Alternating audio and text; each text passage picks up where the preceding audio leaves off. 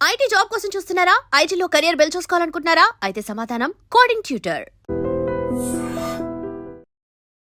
Hi guys, welcome to I dream. నేను మీ Chanakya. Trading విషయాల్లో మనం చాలామంది లాస్ అయిన వాళ్ళ గురించి వింటూ ఉంటాం. కాకపోతే ఎక్కడ సక్సెస్ అయిన వాళ్ళు కూడా ఉన్నారు. అలాంటి సక్సెస్ స్టోరీ ఏదైనా ఉందా? మరి అక్కడ సక్సెస్ అయిన వాళ్ళు ఎలాంటి జాగ్రత్తలు తీసుకుని వాళ్ళు సక్సెస్ అయ్యారనే దాని గురించి కూడా ఇంట్రెస్టింగ్ స్టోరీ చెప్పడానికి ట్రేడింగ్ ఎక్స్పర్ట్ ఉదయ్ భాస్కర్ గారు ఇప్పుడు మనతో పడినారు. మరి ఆయన అడిగి తెలుసుకుందాం. Hi sir. హలో అండి. సార్, ట్రేడింగ్లో అమౌంట్ కోల్పోయిన వాళ్ళ గురించి మనం బోల్డ్ ఎన్నిసార్లు వింటూ ఉంటాం.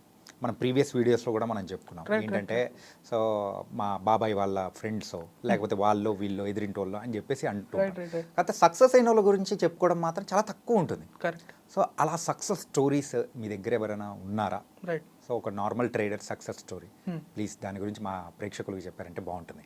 షూర్ అండి. చాలా న్యూ క్వశ్చన్ మీరు అడిగారు.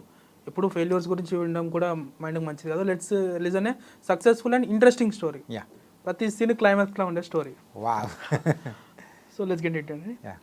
ఇది వచ్చేసి May 6th or May 10th 2010 US market within 5 minutes $1 trillion loss. Within 5 minutes $1 trillion. మన ఇండియా జీడిపి వచ్చేసి నియర్ టు 4 trillion అండి. 5 minutesలో యుఎస్ మార్కెట్ $1 trillion లాస్ అయిపోయింది. ఏం జరిగిందో తెలియదు అందరికి, అందరు షాక్. దాని వెనక ఉన్న పర్సన్ గురించి will discuss today. Okay. Person వచ్చేసి తన బెడ్రూమ్ నుంచి every month he use to earn $9 lakh. అంటే మన ఇండియన్ కరెన్సీలో 8 crores. హీజ్ నవీందర్ సింగ్ అండి, సరారో. నవీందర్ సింగ్ సరారో, నావ్ అని అంటారు, ఎన్ఏవి. నవీందర్ సింగ్ తన పేరు. వీళ్ళు ఇండియన్ ఆరిజిన్ బట్ లండన్ దగ్గర ఉంటారు.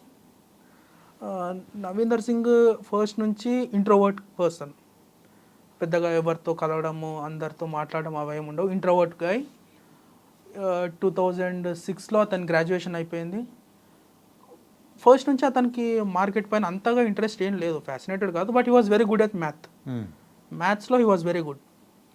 గ్రాడ్యుయేషన్ తర్వాత వన్ డే ఇలానే ఉన్నప్పుడు ఒక అడ్వర్టైజ్మెంట్ చూశాడు, looking for hiring futures traders who is ready to work under pressure conditions, you can apply this అని. ఒక ఫ్యూటెక్స్ ఇన్వెస్ట్మెంట్ ఫర్మ్. ఆ టైంలో one of the globally leading firm అది ఫ్యూటెక్స్. ఓకే. అప్లై చేశాడు. మన సార్కి మ్యాథ్స్ మీద మంచి గ్రిప్ ఉంది కాబట్టి he got selected in that. వాళ్ళు అతన్ని మంచిగా ట్రైనింగ్ చేసి రియల్ జాబ్లోకి డిప్లాయ్ చేశారు అతన్ని. వితిన్ 2 years రియల్ జాబ్లో జాయిన్ అయిన తర్వాత హీ మేడ్ $2 million ఆ ఫర్మ్లో. Okay. He was one of the top performing traders in that firm. This was around 2008-2009. After certain ఇంత చేస్తున్నా కూడా అతను ఎవరితో కలిసేవాడు కాదు. ఆ ఫర్మ్లో ఫ్లోర్లో కూడా ఏదో ఒక మూలన కూర్చొని హెడ్ ఫోన్స్ పెట్టుకుని అతను వర్క్ అతను చేసుకునేవాడు. సర్టన్ టైం తర్వాత అతనికి ఏమనిపించిందంటే, ఇంత చేసి ఫర్మ్ కోసం ఎందుకు ట్రేడ్ చేయడం, why I should not trade on my own అని చెప్పి జాబ్ రిజైన్ చేసి ఇంటికి వచ్చి మంచిగా తన బెడ్రూమ్లో అంతా సెటప్ చేసుకొని he started trading. He was making consistently $7 lakh, $9 lakh monthly from his bedroom. Everything is there. పొద్దున్న లేవడం, ట్రేడ్ చేయడం, పడుకోవడం, లేవడం, ట్రేడ్ చేయడం, పడుకోవడం. ఇంత చేస్తున్నా నెలకు ఇంత కోట్లు సంపాదిస్తున్నాడని చెప్పి వాళ్ళ పేరెంట్స్కి తెలియదు, వాళ్ళ ఫ్రెండ్స్కి తెలియదు, ఎవరికి తెలియదు.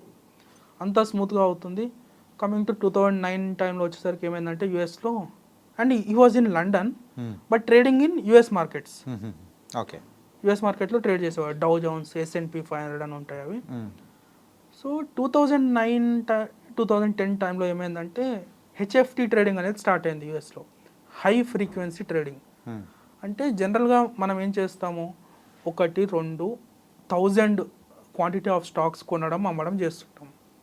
HFT అంటే హై ఫ్రీక్వెన్సీ ట్రేడింగ్. కొన్ని లక్షల్లో ఆర్డర్స్ వాళ్ళు ఇన్స్టెంట్గా బై చేయడం, సెల్ చేయడం, బై చేయడం, సెల్ చేయడం అయిపోతుంది స్ప్లిట్ సెకండ్లో. Buy, small profit, exit. HFT trading ఇది. It is completely run by algorithm, అంటే software. Okay.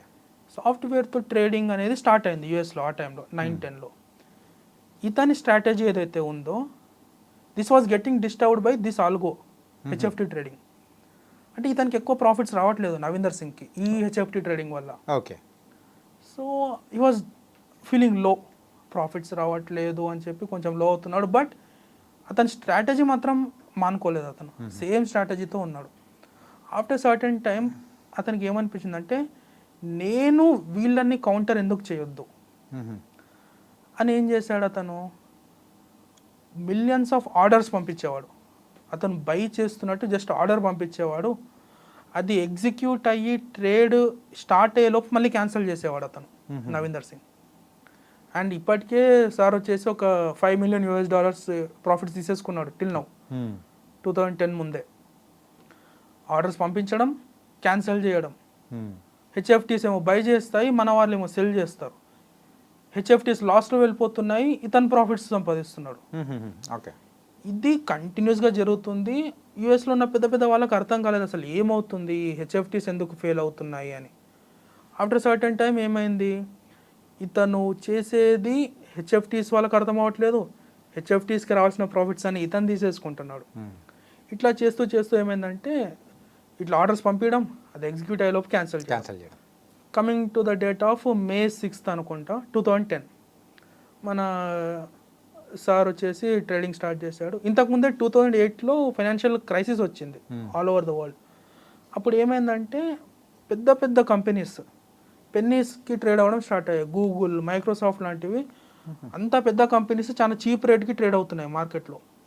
Navinder సింగ్కి ఏమనిపించిందంటే okay crisis అయితే ఉంది మార్కెట్లో, బట్ ఫ్యూచర్ బాగుంటుందని చెప్పి తక్కువ రేట్కి అన్ని కొనడం స్టార్ట్ చేశాడు.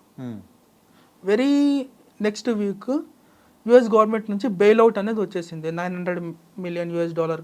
అంటే వాళ్ళు రిలీఫ్ ప్యాకేజ్ ఇచ్చారు. బాటమ్ నుంచి మార్కెట్ బౌన్స్ బ్యాక్ అయింది. ఓకే. ఈ బౌన్స్ అవ్వకముందే అతను కొని పెట్టుకున్నాడు కాబట్టి ఎనార్మస్ ప్రాఫిట్ వచ్చేసింది అతనికి ఈ బౌన్స్ బ్యాక్లో.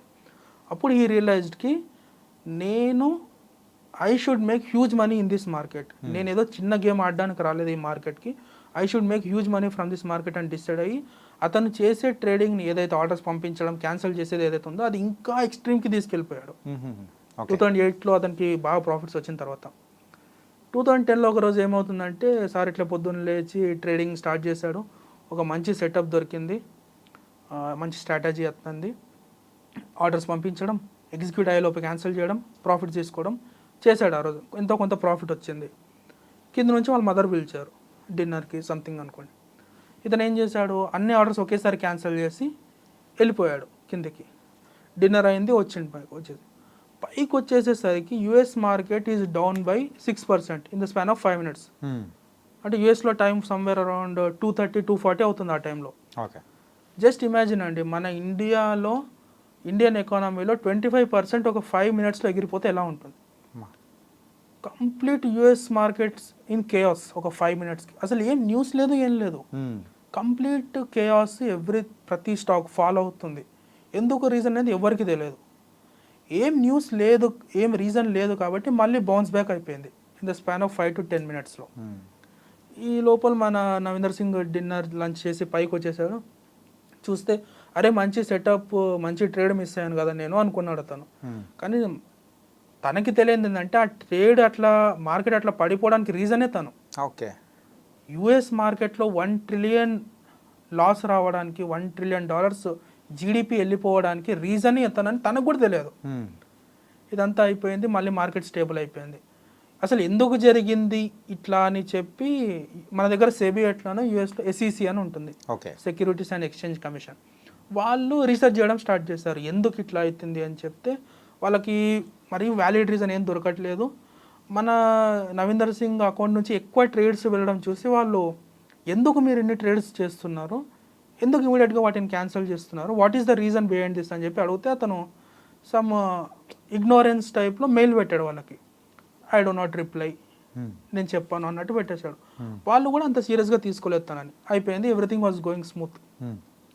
అండ్ ఈ గ్యాప్లో ఏమైందంటే నవీందర్ సింగ్ దగ్గర ఒక ఇన్వెస్ట్మెంట్ అడ్వైజర్ వచ్చాడు. ఓకే.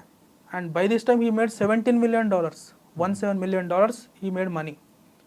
వచ్చాడు, నేను ఎవ్రీ ఇయర్ నీకు 11% రిటర్న్స్ ఇస్తాను, let me handle your money అంటే తను ప్రాఫిట్స్ అన్నీ అతనికి ఇవ్వడం స్టార్ట్ చేశాడు. అమౌంట్ అంతా నేను ట్రేడింగ్ చేసుకుంటాను, నువ్వు నా అమౌంట్ని హ్యాండిల్ చెయ్యి, ఎవ్రీ ఇయర్ నాకు 11% రిటర్న్ ఇవ్వు అని.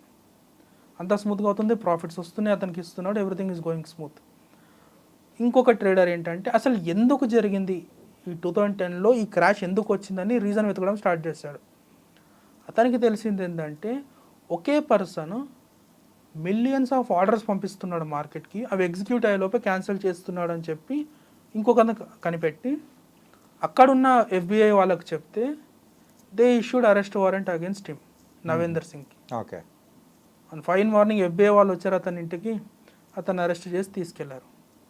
ఎందుకు అంటే ఇతను చేసేది స్పూఫింగ్ అంటారండి, అది బ్యాండ్ వే ఆఫ్ ట్రేడింగ్, అలా చేయొద్దు.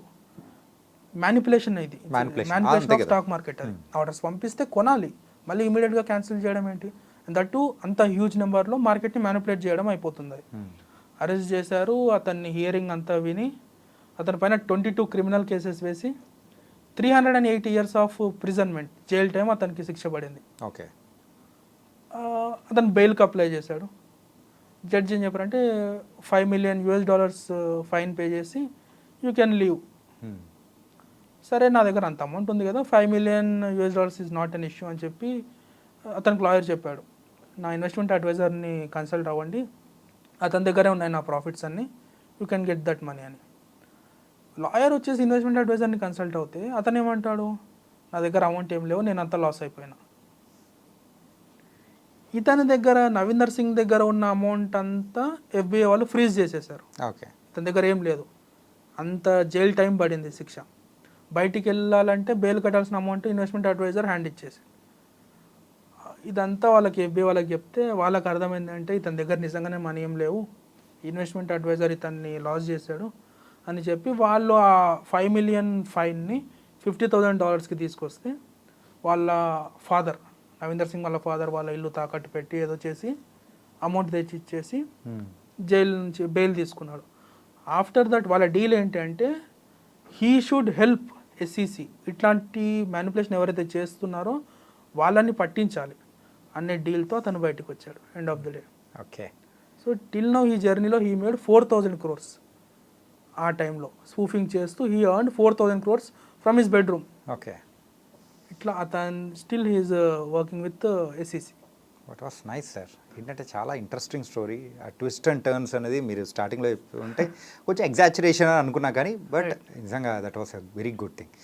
ఇది ఒక సక్సెస్ స్టోరీగా చెప్పాలో లేకపోతే ఒక ఫెయిల్యూర్ స్టోరీగా చెప్పాలో అర్థం కావట్లేదు. ఎందుకంటే సో అక్కడ వాడు ఎర్న్ చేసుకున్న 4,000 crores అనేది ఎర్న్ చేశాడు, కాకపోతే అది వాడి దగ్గర లేదు. It's completely freezing. సో ఒకవేళ ఎవరైతే ట్రేడింగ్ చేసిన తర్వాత అమౌంట్ ఉండి తను ఖర్చు పెట్టుకుంటూ ముందుకెళ్తున్నాడు అంటే ఈజ్ ఎ సక్సెస్ మ్యాన్ అనుకోవచ్చు. కాకపోతే ఇప్పుడు తర్వాత దాని కాంపెన్సేటెడ్గా మనోడికి ఏమి ఇచ్చారు, ఓ జాబ్ అనేది ఇచ్చేసి it's gone. So it was a different thing. It's a story, అంతే, ట్విస్ట్ అండ్ టర్న్స్. సో ఒక రూమర్ కూడా ఏంటంటే ఆ ఇన్వెస్ట్మెంట్ అడ్వైజర్ మన నవీందర్ సింగ్ కలిసే వాళ్ళని అట్లా లాస్ అయిపోయిందని చెప్పారు, వాళ్ళ దగ్గర అమౌంట్ ఇంకా ఉంది అనేది it's a rumour. Nobody knows what. So ఒకటి ఏంటంటే ట్రేడింగ్లో stock market does not ask about our caste, religion, colour, ethnic background, nothing అండి, except our will to succeed. మనకు సక్సీడ్ అవ్వాలని ఒక విల్ పవర్ స్ట్రాంగ్గా ఉంటే, ఈ స్టోరీ నుంచి మనం నేర్చుకునేది ఏంటంటే he's a layman Navinder Singh అనే అతను చేసిన టెక్నిక్ తప్పు అయ్యిండొచ్చు, but he made money. So potential చూడండి, you can make money if you are hard enough, if you are willing to. మనకు విల్ పవర్ ఉండాలి, మనకు నేర్చుకోవాలని ఉండాలి తప్ప stock market doors are always open. Fear and greed comes to same thing. It was nice story sir. చాలా అంటే ఇందులోంచి నేర్చుకోవాల్సిన పాఠాలు కూడా బోల్డ్ అని ఉన్నాయి. చాలా చక్కగా వివరించారు. So thank you so much. Thank you. So guys, మరి స్టాక్ మార్కెట్లో ఒక ఇంట్రెస్టింగ్ స్టోరీ గురించి, అది కూడా రవీందర్ సింగ్ గురించి, తను చేసిన స్టాక్ మార్కెటింగ్, ఆ ట్రేడింగ్ విధానం అనేది ఎలా చేశాడు, ఏంటి, ఫైనల్గా ఎన్ని ట్విస్ట్ అండ్ టర్న్స్ వల్ల ఎండ్ అయింది అనేది కూడా ఉదయ్ భాస్కర్ గారు చాలా చక్కగా వివరించారు. మరో ఇంటర్వ్యూతో మళ్ళీ కలుద్దాం. అంతవరకు take care. This is your Chanakya.